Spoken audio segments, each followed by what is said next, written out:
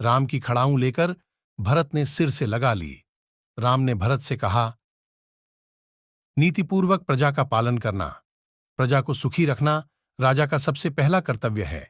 सब माताओं से समान व्यवहार करना, मां कैकेयी को भी किसी तरह दुख न देना। तुमको मरी और सीता की सौगंध है। गुरुजनों और माताओं को प्रणाम कर उन्होंने सबकी ओर आंखों में आंसू भरकर देखा।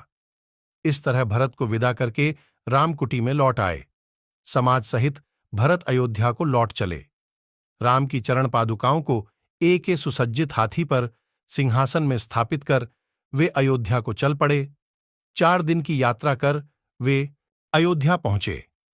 राम की खड़ाऊं को उन्होंने राज सिंहासन पर स्थापित किया। मंत्रियों को उन्होंने राजकाज सौंपकर कहा कि राम की इन चरण पादुकाओं का ही शासन रहेगा। आप लोग यलपूर्वक ऐसे काम करें जिससे प्रजा में सुख समृद्धि बढ़े।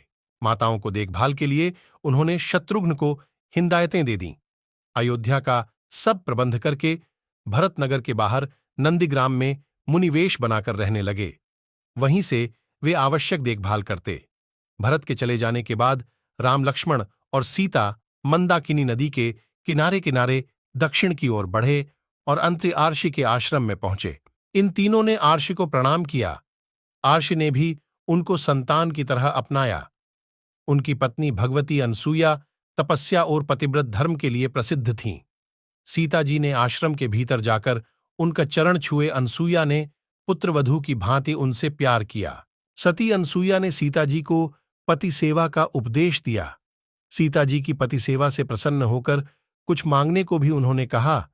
सीता जी बोलीं, आपकी दया से मुझे सब कुछ मिला है, अब क्या मांगूं? इस उत्तर से अनसुईया प्रसन्न हुईं और उन्होंने सीता जी को दिव्य माला, दिव्य वस्त्र और आभूषण देकर कहा कि ये न तो कभी मैले होंगे और न कभी नष्ट होंगे। सीता जी ने उन्हें ग्रहण किया। रात को उसी आश्रम में उन्होंने विश्राम किया।